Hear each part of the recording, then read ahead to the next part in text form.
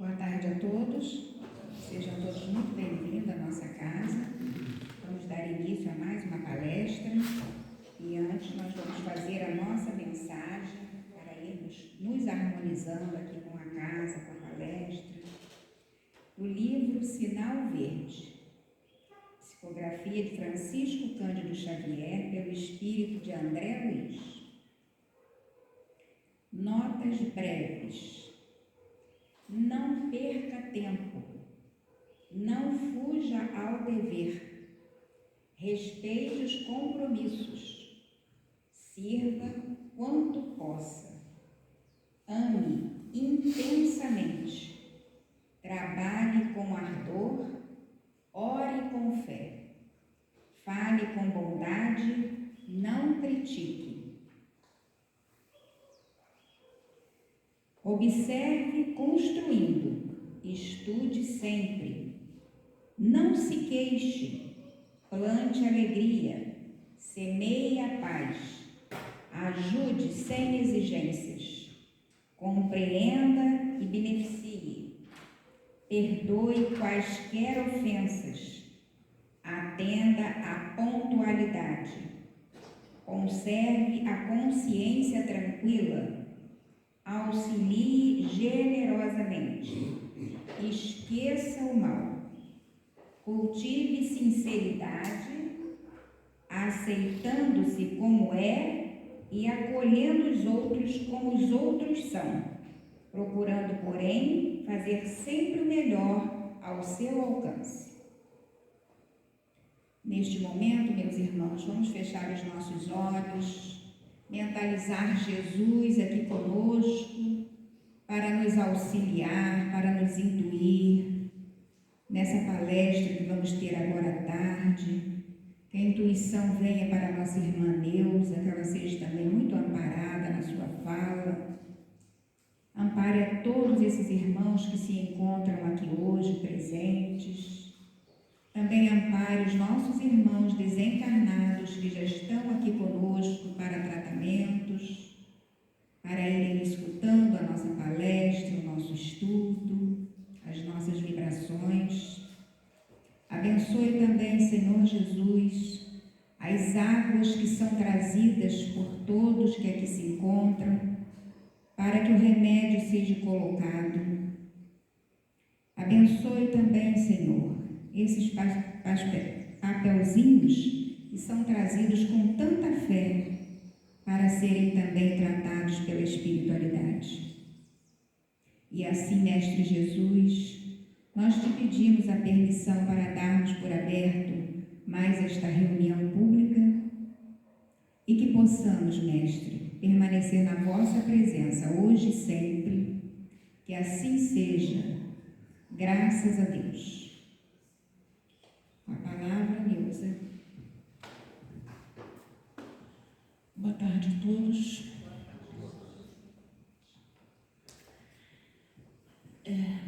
Hoje nós vamos falar sobre Pedro. Há pouco tempo nós falamos sobre Paulo. Hoje nós vamos falar sobre Pedro. Pedro ele foi chamado como o apóstolo do ensinamento. E aí a gente agora vai analisar por que será que Pedro foi chamado dessa forma, né? Qual é a biografia desse homem? A história, baseada unicamente nos evangelhos, só nos diz que Pedro nasceu em Betsaida, Galileia, e que era filho de um certo Jonas, acrescentando que o seu nome legítimo era Simão.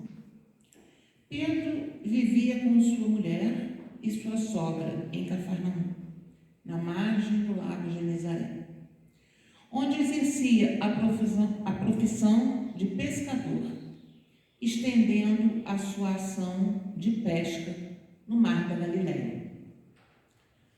Até aí, nenhuma novidade em relação à vida de Pedro. O período inicial da vida cristã de Pedro data do tempo em que Jesus, deixando a cidade de Nazaré, fixou residência em Cafarnaum. Foi nessa cidade, a a Galileia dos gentios. O que significa Galileia dos gentios? É o norte de Israel e a predominância na época era do povo não judeus, os povos que não eram judeus. Então, era chamada Galileia dos gentios, caminho do mar, além do Jordão, que o humilde nazareno começou suas pregações, convidando o povo ao arrependimento e anunciando a aproximação do reino dos céus. É bom a gente lembrar que Jesus não tinha templo, casa, igreja, nada desse tipo. Ele falava no monte, falava no barco, e conforme o entendimento do povo da época, ele falava conforme a localização que ele estava. Então, por exemplo, quando ele falava próximo ali do lago ou do mar da Galileia, ele falava dos pescadores, falava dos peixes. Quando ele falava num outro lugar, ele falava do joio e do trigo, né? E isso sem contar as parábolas muito educadoras que ele tinha para a gente, como o homem, a viúva, a mulher que sangrava. Então, são ensinamentos típicos, né? E ele falava assim para poder o povo entender, porque na época ainda era muito difícil, né? Um dia, Jesus se fez ao longo do mar e viu dois indivíduos lançando suas redes. Eram os irmãos Pedro e André, que se achavam no exercício de sua profissão. O mestre chama-os e diz-lhe: segue-me e eu vos farei pescadores de homens. Aí começa a história de Pedro. Quando ele começa a seguir Jesus e se transforma em pescadores de homens. Imediatamente eles deixaram as redes e seguiram Jesus. Desse dia em diante, nunca mais, nem um só instante, o futuro apóstolo separou-se do incomparável doutrinador. Que lição! Que extraordinário e substancioso exemplo nos é dado pelo apóstolo Pedro, cuja vida foi toda dedicada ao amor e seus semelhantes, por amor de Jesus. Quantas vezes nós somos chamados? Quantas vezes nós somos intuídos para fazer determinadas coisas e não seguimos a nossa intuição e não obedecemos o nosso chamado? E isso é muito importante, principalmente no momento que nós estamos, que é o chamado momento da transição. Que bom que estamos espíritas num momento de tanta transformação, né? Não é que o planeta vai se transformar. Não é que o calendário do dia 31 de dezembro vai virar outro ano no dia seguinte. Não é isso. Planeta de regeneração não é isso. Planeta de regeneração é mudança interior. Planeta de regeneração é moral elevada. Porque intelectualmente nós demos grandes saltos, né? Agora, imoralmente, aproximadamente 3.800 anos, Moisés trouxe para a gente os mandamentos. Não furtarás, não matarás, honrar pai e mãe. E nós ainda não fazemos isso. E aí, há 2.000 anos, Jesus veio e exemplificou tudo isso. Inclusive, tem aquela passagem, né, que eu comento muito, quando Jesus disse que chamaram ele, que sua mãe e seus irmãos estão lá fora. E ele disse: quem é minha mãe? Quem são meus irmãos? Ele não estava renegando Maria, mas ele estava falando de um amor universal. E é esse amor universal que há 2.000 anos Jesus ensinou. E nós ainda não conseguimos fazer. Nós não conseguimos amar o nosso próximo, nem como a nós mesmos. não sei nem se a gente ama a nós mesmos. Porque é muito interessante esse amar ao próximo como a ti mesmo, porque muitas vezes a gente fala assim: eu amo meu filho mais do que a mim mesmo. Eu amo minha mãe mais do que tudo. Você não pode amar mais do que a você. Porque se você não se ama, como é que você vai dar para alguém algo que você não tem? Então você tem que pensar que você só pode dar o que você tem, né? E aqui tem esse trecho, depois a gente vai ver, que é do Caibar, né? Vidas e Atos dos Apóstolos, não, está aqui, Parábolas e Ensinamentos de Jesus, do Caibar. E aí ele nos traz isso: que lição, que extraordinário e substancioso exemplo nos é dado por Pedro. Porque Pedro aceitou o chamado. Ele não sabia ainda quem era Jesus, como nós sabemos hoje. Ele não tinha esse entendimento na época, como nós temos hoje do cristianismo, do Jesus, nosso irmão maior, nosso guia e modelo. Não tinha. Era um homem que convocou ele e André para segui-los.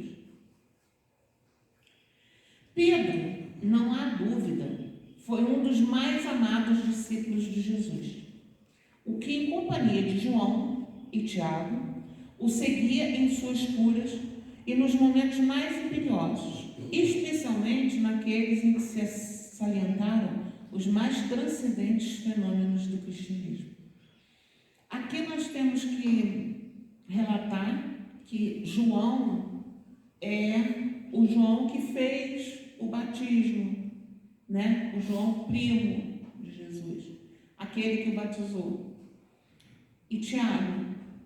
E quando ele fala que salientaram os mais transcendentes fenômenos do cristianismo, um dos fenômenos que mais chamou a atenção de Pedro, João e Tiago foi no monte, né?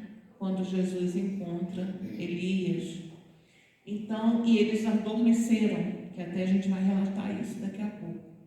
Então, todos os outros fenômenos também, o fenômeno de cura do cego, o fenômeno do paralítico que voltou a andar, da mulher que sangrava e encostou na túnica do Cristo, todos esses fenômenos Pedro acompanhou de perto. Pedro estava ali, junto com ele. E aí é que vem o interessante da história de Pedro. Porque a gente vai chegar num ponto que a gente vai falar assim: mas por quê? Né? Aqui, Parábolas e Ensinos de Jesus. Mas é bom salientar que, apesar de todas estas lições transcendentes e vivificadoras, os apóstolos só foram, em verdade, depois que Jesus, deixando este mundo, lhes enviou o Espírito Consolador, o Espírito da Verdade, quando estavam eles reunidos no cenáculo de Jerusalém.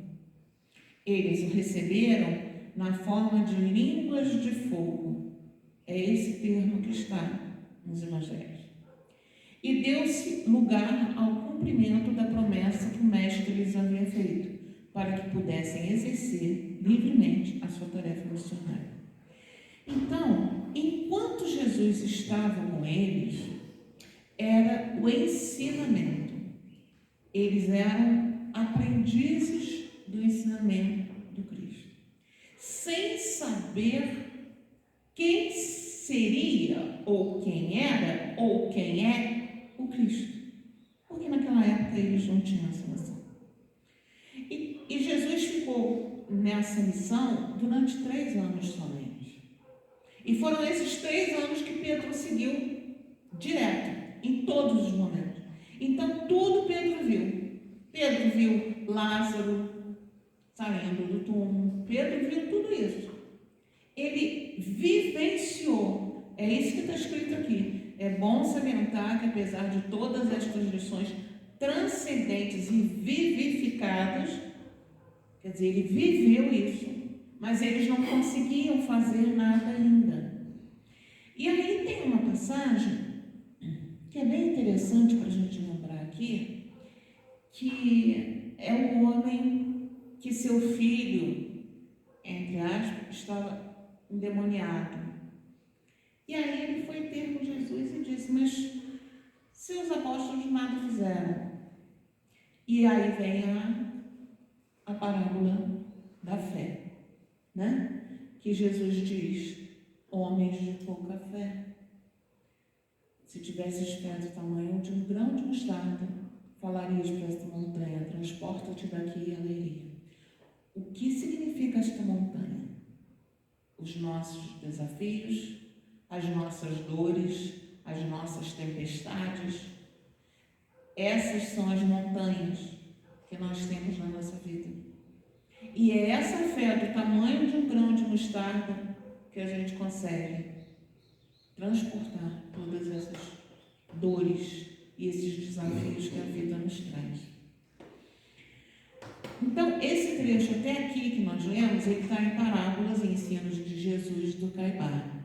Aí agora a gente vai para um outro livro, que é o Boa Nova, através de Chico e de Emmanuel. E aí, o que Emmanuel relata para a gente?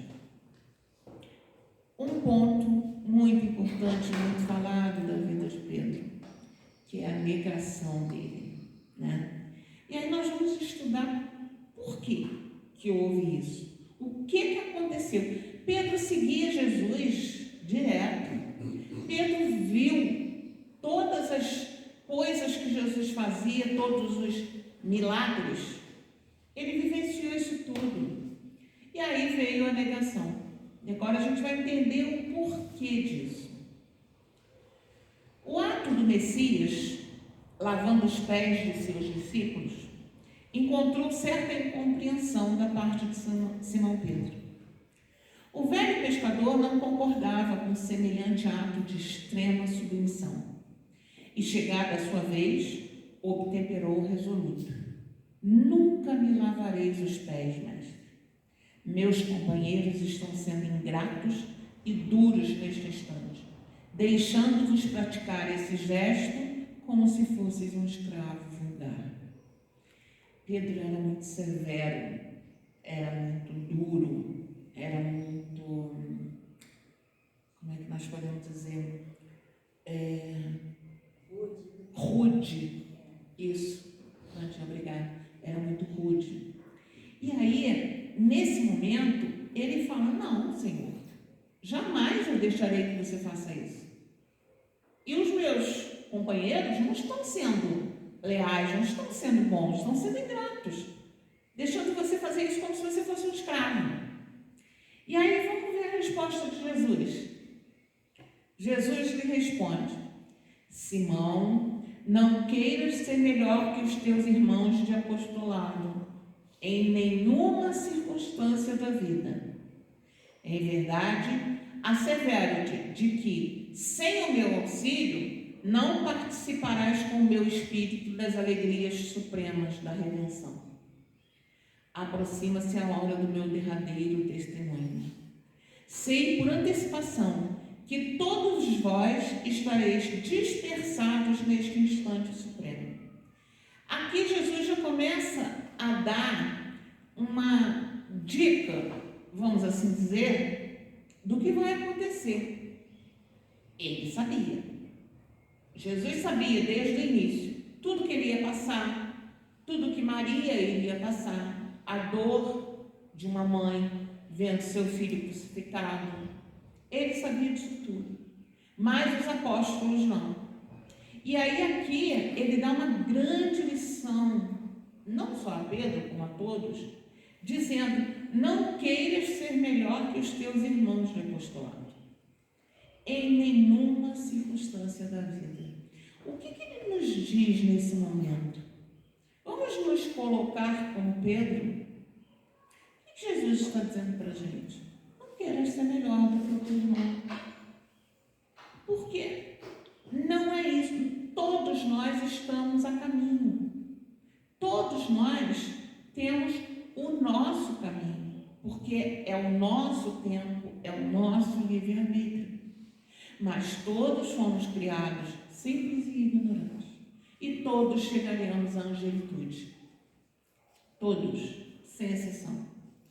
E aí é difícil a gente pensar assim, por exemplo, um estuprador de uma criança, um pai ou uma mãe que mata seu próprio filho, como nós temos visto tanto agora.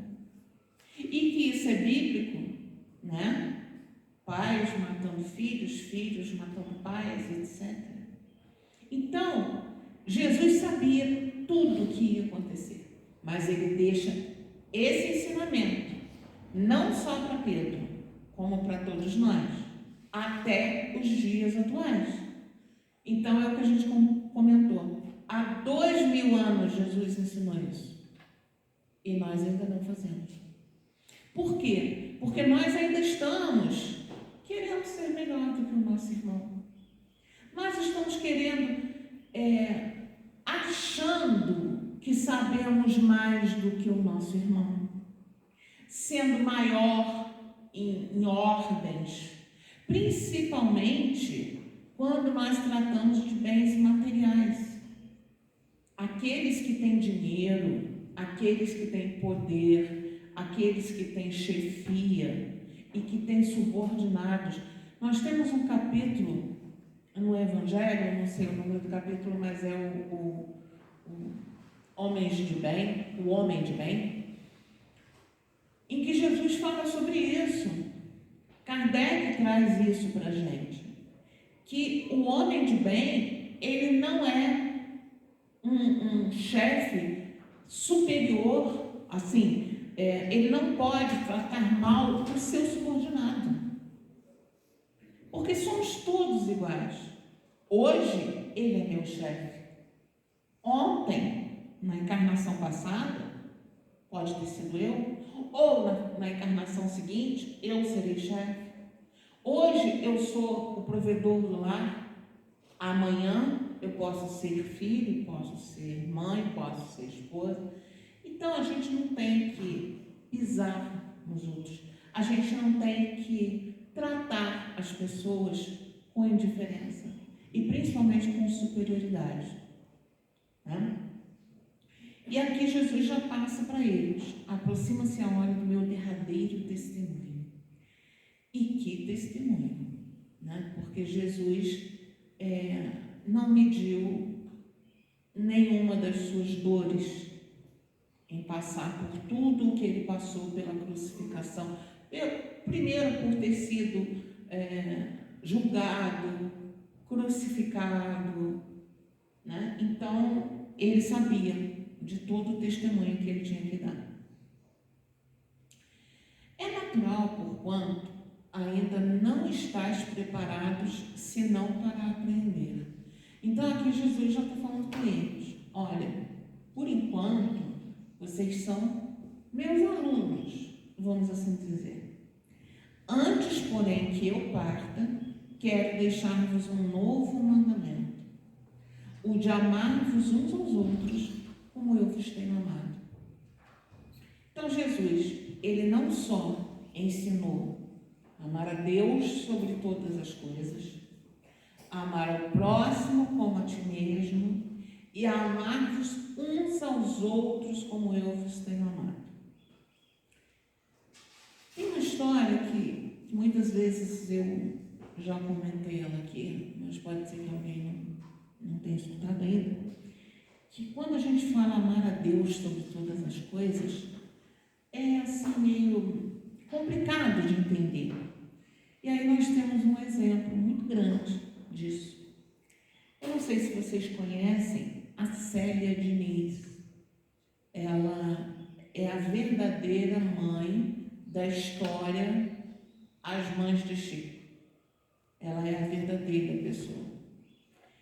E no livro, no filme, relata só que ela tinha um filho e que desencanou com 3, 4 anos, né? Mas a realidade não é essa. Nós já tivemos com a Célia lá em Pedro Leopoldo e ela também já veio aqui. inclusive veio aqui no MEC, né? E veio no Amor e Caridade também, até numa psicografia com Orlando e tudo. Então, ela conta a história verdadeira dela, é a seguinte, que ela tem 3 filhos, o mais novo era o Theo, ele tinha 3, 4 anos, ela professora, trabalhava o dia inteiro, ele ficava com a babá, e todas as tardes a babá colocava ele naquela cadeirinha atrás da bicicleta e ia na padaria. Um dia, aquela bicicleta que tinha a cadeirinha dele estava com o pneu furado. Então ela pegou outra bicicleta comum e botou ele ali atrás, sentadinho. E foram na padaria. Quando eles saíram da padaria, ele foi subir na bicicleta e caiu do outro lado. No que ele caiu, ele bateu a cabeça aqui assim e abriu um cortezinho. Aí foi para o hospital, levou ponto e tal, e foi para casa. 2 dias depois ele teve uma convulsão. Aí foi para o hospital. Lá chegando, foi para o CTI e horas depois ele desencarnou. Aquilo foi um choque terrível. E ela já conhecia Chico, porém Chico não estava mais em Pedro Leopoldo, já estava em Uberaba, porque os pais dela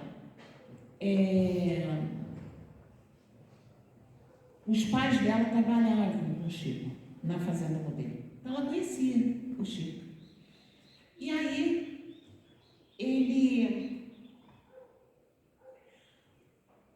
ela foi até lá no Chico. E nesse dia que ela foi lá, o Chico teve uma mensagem do menino para ela. E aí o Chico, conversando antes com ela, disse o seguinte: você já desculpou a babá, né? Ela disse: já. Falou: pois é, mas você deveria pedir perdão para ela. Porque se ele tivesse caído do seu colo, do colo do seu marido, você se sentiria muito pior.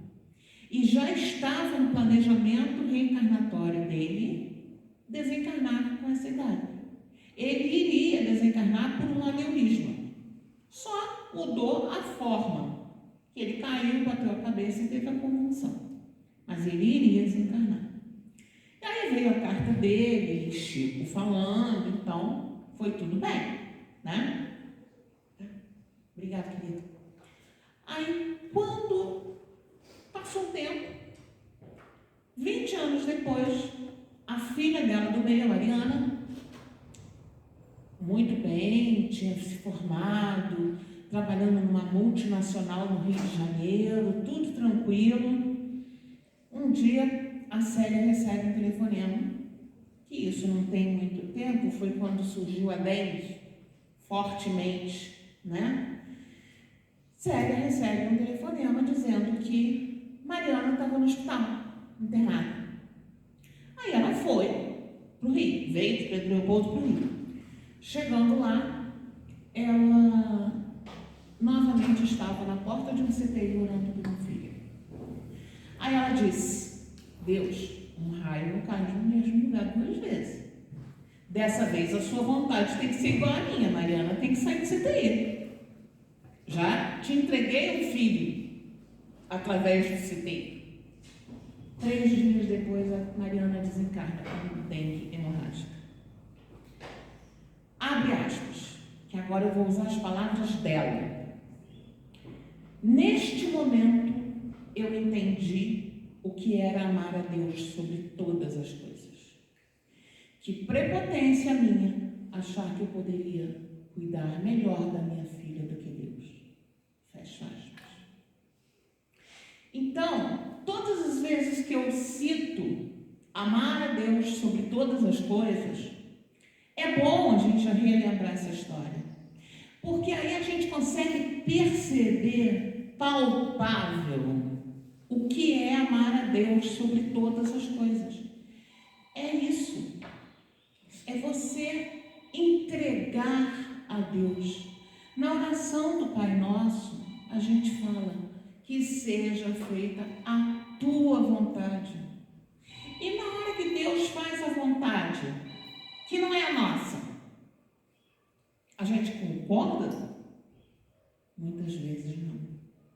Muitas vezes a gente ora, pede, faz um monte de pedido para Deus, mas não para escutar a resposta dele.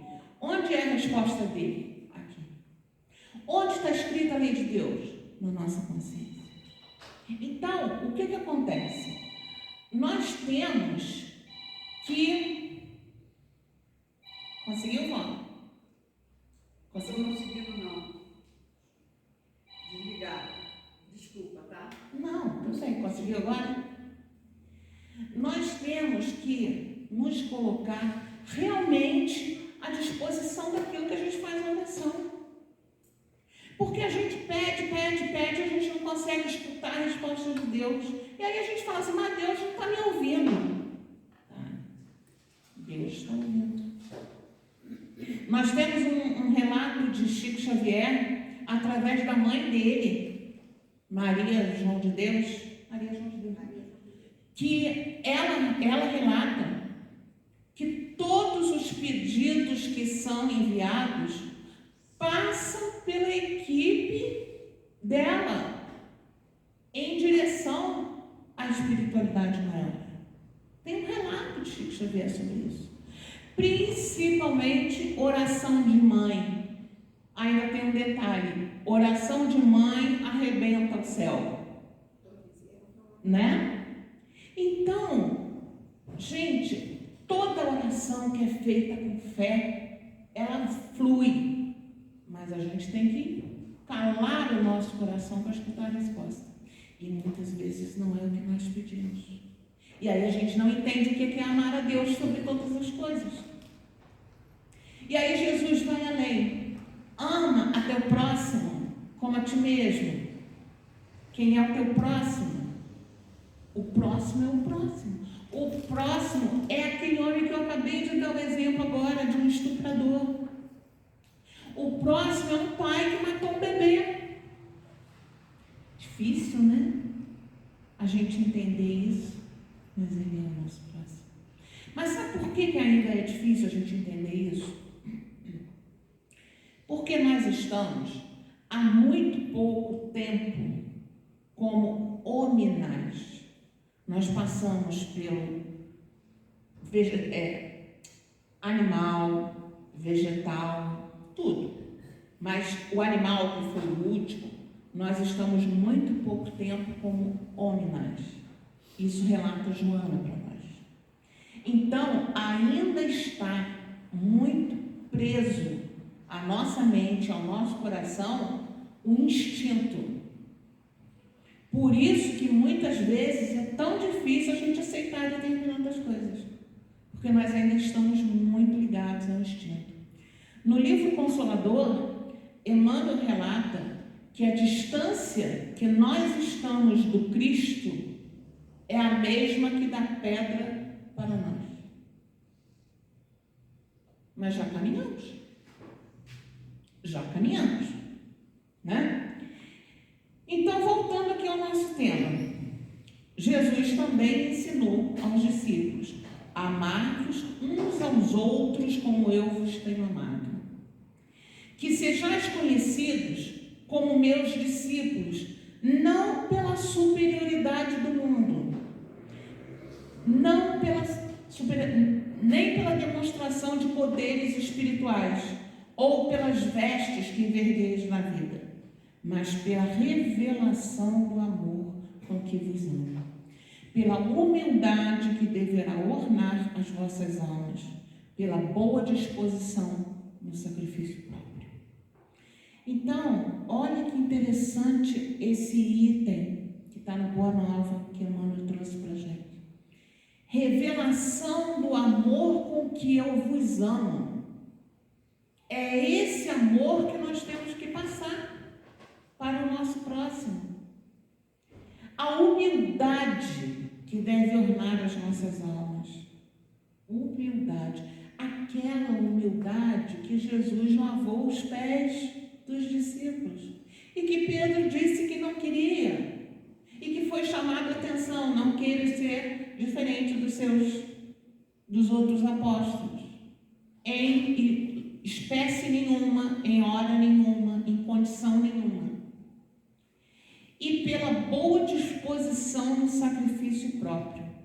Isso então, gente, como pega, né? Porque boa disposição, boa vontade. Quantas vezes a gente tem boa vontade com o nosso próximo? Tem uma história de Madre Teresa de Calcutá, que eu gosto muito também, já falei em outros estudos aqui, que uma repórter um dia estava vendo ela fazer um curativo daqueles bem feios, né, na rua, a um mendigo, um morador de rua, e a repórter falou com ela assim: nossa, eu não teria coragem de fazer isso nem por $1 milhão. A resposta dela: nem eu faço por amor. Por $1 milhão eu também não faria. Então, é essa boa disposição no sacrifício próprio. Ela, Madre Teresa de Calcutá, ela saiu do convento para a rua. Porque ela chegou à conclusão que orar é importante, mas não era só isso. Ela precisava de fazer mais alguma coisa. E em que ela se baseou para fazer mais alguma coisa? Em Jesus. Aonde que Jesus estava? Ele não estava parado em templo nenhum, só orando. Ele estava exatamente com as pessoas que normalmente a gente quer longe da gente. Quem são? As prostitutas, os coxos, os mendigos, os pobres, os estupiados. São esses que Jesus estava. Com eles que Jesus estava. E foi o que Madre Teresa de Calcutá fez. Ela seguiu o ensinamento do Cristo. Ela orava, mas ela colocava em ação a oração dela. E quantas vezes nós estamos dispostos a colocar a nossa boa vontade, a nossa boa disposição no sacrifício próprio? Quantas vezes a gente quer sair de casa para vir na UMEP para um trabalho voluntário? Quantas vezes a gente sai de casa para ir no lar de Emmanuel, passar uma tarde com as crianças? Quantas vezes a gente sai de casa para ir numa casa de repouso para ler uma poesia? Não precisa ser religião. Uma poesia para os idosos. Quantas vezes a gente faz isso? Né? Isso é o quê? É a boa vontade no sacrifício próprio. Não.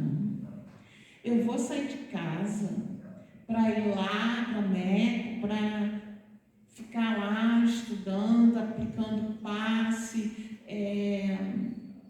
evangelizando, indo no lar de Emmanuel para brincar com as crianças, ou então eu vou lá num lar de idosos para fazer um artesanato, para ler uma página para eles. Não vou não, vou ficar em casa, vendo sessão da tarde, a novela, é melhor.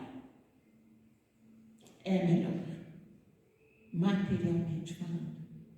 Espiritualmente não. E é na vida espiritual que a gente tem que pensar. É na evolução espiritual que a gente tem que pensar.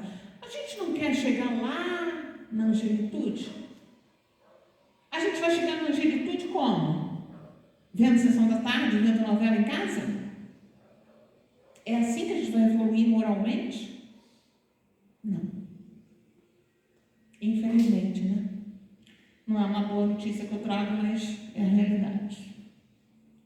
Aí, seguindo aqui, Pedro, atuem. Aí tem essa reticênciazinha, gente, porque o trecho era muito grande, então eu fui pegando pedaços, e aí eu pulei algum pedaço, por isso tem essa reticência, tá? Pedro, a tua inquietação se faz credora de novos ensinamentos. A experiência te ensinará melhores conclusões, porque porque em verdade te afirmo que esta noite o galo não cantará sem que me tenhas negado por 3 vezes. Julgai-me então um espírito mau e endurecido a esse ponto? Indagou o pescador, sentindo-se ofendido. Não, Pedro, adiantou o mestre com doçura. Não te suponho ingrato ou indiferente aos meus ensinos, mas vais aprender ainda hoje que o homem do mundo é mais frágil do que perverso. Olha outro ensinamento importante para nós, hoje, 2000 anos depois. O homem do mundo é mais frágil do que perverso. Por que ele é mais frágil? Porque vai conforme a situação. E o que significa ser mais frágil do que perverso? É ser ignorante, no verdadeiro sentido da palavra, de ignorar determinados fatos. O bem e o mal. O mal não existe, existe a ausência do bem. Quando nós percebermos o bem, nós não teremos mais a ausência dele. Chamamos de mal. O claro e o escuro. Acende um fósforo. Acabou o escuro. Então é a ausência de luz. E assim é o que Jesus deixou aqui para Pedro. E que serve para a gente até hoje. O homem do mundo é mais frágil do que perverso. Porque conforme a situação, aí vamos voltar lá no estuprador. Imagine que a gente tem uma menina de 5, 6, 7 anos em casa. De repente a gente entra na nossa casa e vê um homem estranho estuprando a nossa filha. Qual a reação?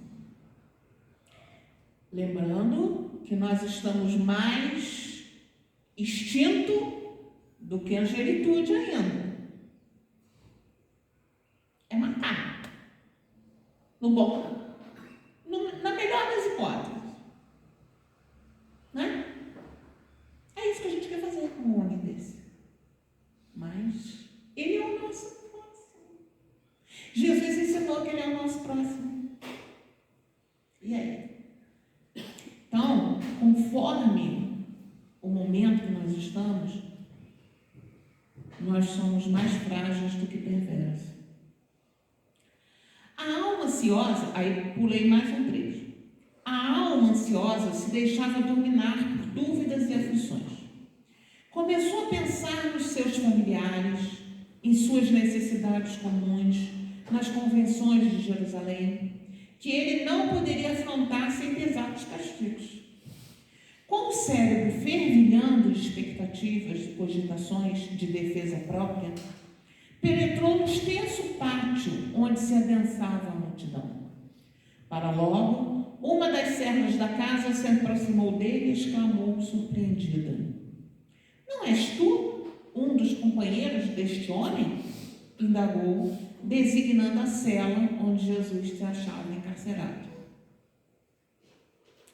O pescador refletiu um momento e, reconhecendo que o instante era decisivo, respondeu dissimulando a própria emoção: "Estás enganada, não sou eu." Primeira vez. O apóstolo ponderou aquela primeira negativa e pôs-se a considerar que semelhante procedimento, aos seus olhos, era o mais razoável, porquanto tinha de empregar todas as possibilidades ao seu alcance, a favor de Jesus.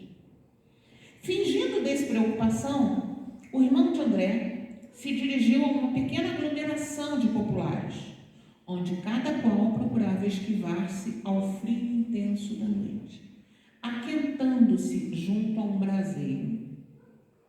Novamente, um dos circunstantes, reconhecendo-o, interpelou nestes termos: "Então, viestes socorrer o teu mestre?" "Que mestre?"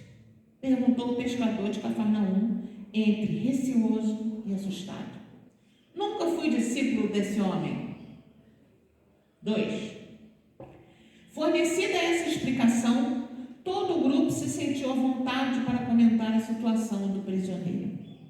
Longas horas passaram-se para Simão Pedro, que tinha o coração a duelar-se com a própria consciência, naqueles instantes penosos em que fora chamado ao testemunho. A noite ia adiantada, quando alguns servidores vieram servir bilhas de vinho. Um deles, encarando o discípulo com certo espanto, exclamou de súbito: é este! É bem aquele discípulo que nos atacou com a espada entre as árvores do horto. Simão ergueu-se pálido e protestou: estás enganado, amigo. Vê que isso não seria possível? 3 vezes. Logo que pronunciou sua derradeira negativa, os galos da vizinhança cantaram em vozes estridentes, anunciando a madrugada. Pedro recordou as palavras do mestre e sentiu-se perturbado por infinita angústia. Então, enquanto Jesus disse a ele: antes que o galo cante, tu me negarás 3 vezes, Pedro ficou indignado. Mas Jesus disse: como é que foi a frase? O homem do mundo é mais frágil do que perverso. Então, Pedro não queria negar, mas foi a situação em que ele se encontrava. Foi aí que o antigo pescador refletiu mais austeramente, lembrando as advertências amigas de Jesus, quando lhe dizia: Pedro, o homem do mundo é mais frágil do que perverso. Presa de indizível remorso, o apóstolo retirou-se envergonhado de si mesmo. Dando alguns passos, alcançou os muros exteriores, onde se deteve a chorar amargamente. Ele, que fora sempre um homem ríspido e resoluto, que condenara invariavelmente os transviados da verdade e do bem, que nunca conseguira perdoar as mulheres mais infelizes, ali se encontrava, abatido como uma criança, em face de sua própria falta. Então, Pedro era rude, era ríspido, era resoluto, era contra as mulheres mais infelizes, que Jesus estava ali junto, que Jesus disse: quem não tiver nenhum pecado, que atire a primeira pedra na mulher adúltera, né? E, no entanto, ele estava ali, abatido como uma criança, em face de sua própria falta. Mas, em João, no capítulo 21, versículo 15, nós temos um pedacinho interessante. Jesus manifestou aos seus discípulos e, depois de comerem, perguntou a Simão Pedro, já depois da ressurreição, chamado, né? Simão, filho de João, tu me amas mais do que estes? Pedro respondeu: sim, Senhor.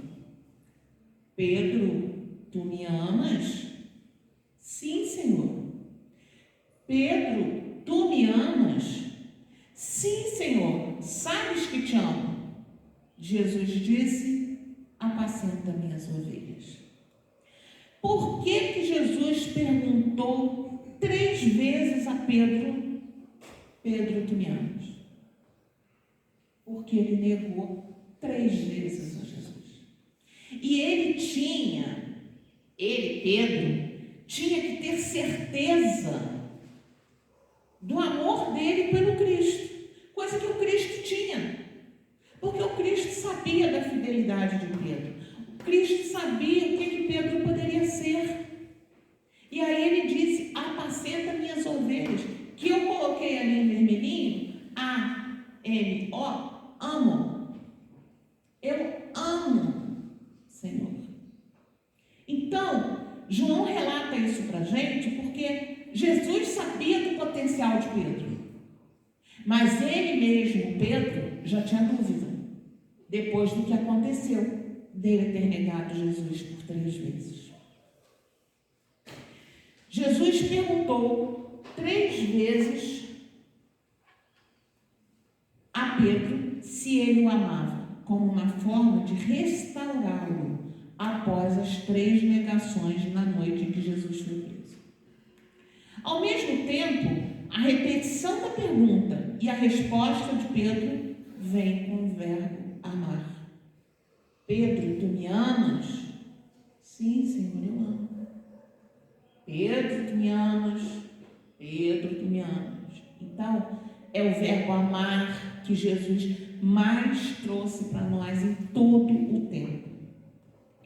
A passagem é interpretada como um convite à superação do amor fraternal, filho. Aí eu fui procurar para a gente saber o que significa. É um termo grego que descreve um tipo de amor caracterizado por afeição, amizade, carinho e forte ligação. Então, a passagem é interpretada como um convite à superação do amor fraternal. Para o amor ágape. O amor ágape é o amor divino, incondicional e sacrificial, semelhante ao de Jesus. Jesus tinha um amor ágape. Ele amava todos. Né? A cada resposta afirmativa de Pedro, Jesus o comissiona a apacentar as minhas ovelhas ou cuidar dos meus cordeiros. Isso simboliza o novo chamado de Pedro para liderar e pastorear a igreja. Então, o que isso traz para a gente? Pedro, ele foi chamado pelo Cristo para liderar, para consolidar, para colocar na rocha a igreja. O que significa a igreja? O local entre Criador e criatura. A religação do Criador com a criatura. E Pedro foi convocado para isso. Por isso ele é chamado o apóstolo do ensinamento.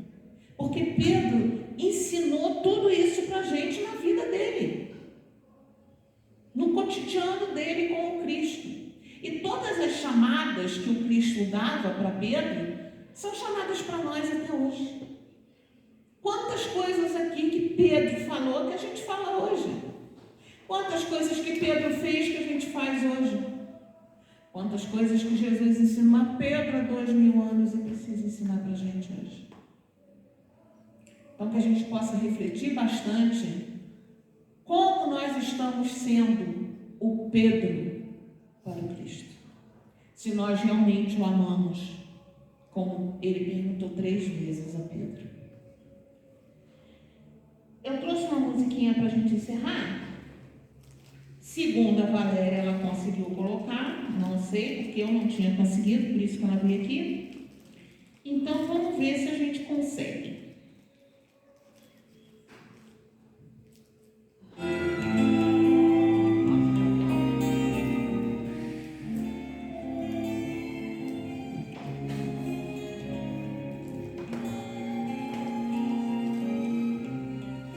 Amo essa música, Tim e Vanessa.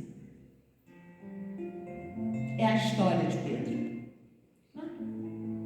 Peraí, me esqueci.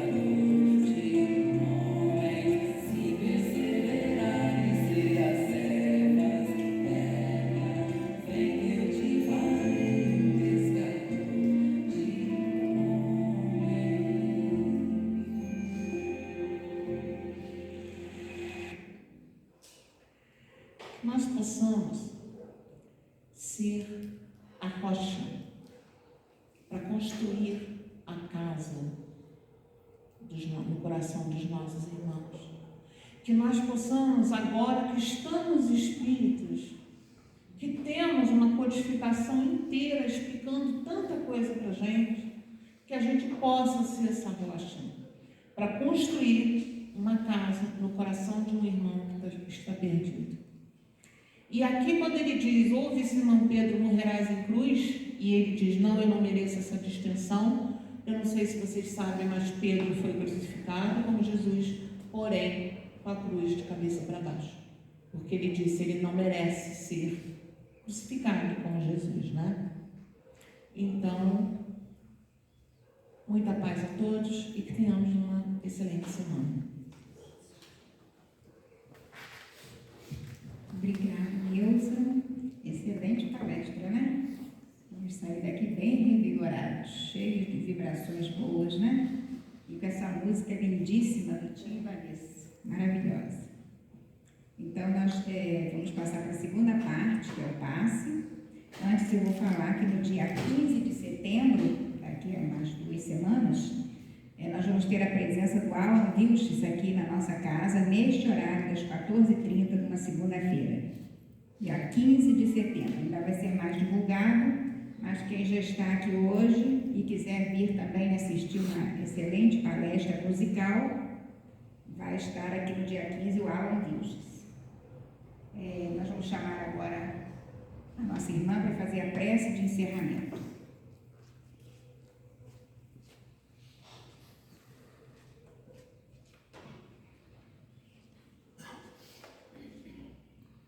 Queridos irmãos, mestre bondoso, aqui estamos nessa casa que nos abriga, que nos traz lições para o nosso dia a dia. Já não somos tão imperfeitos assim, pois deixamos os nossos lares, aqui estamos para ouvir as lições da sua doutrina. Que possamos, mestre, ao sairmos daqui, sairmos mais revigorados, mais confiantes em Ti, com mais fé, com mais alegria, com uma reforma íntima. Jesus, mestre querido, não temos tanto para pedir. Com essas horas que temos, Senhor, das Suas lições, com esta casa que toda segunda-feira está aqui com uma palestra, nos trazendo a renovação espiritual. Agradecemos por tudo, agradecemos a nossa irmã Neuza, a todos que aqui vieram, que deixaram seu lar e vieram com muita fé para a reforma íntima. E que neste momento, aqueles que se encontram em hospitais, internados, pelas ruas, passando sacrifícios, que eles recebam, Senhor, através da prece, uma reforma íntima, a fé e o avanço, Senhor, para Ti. Obrigada, mestre, que assim seja.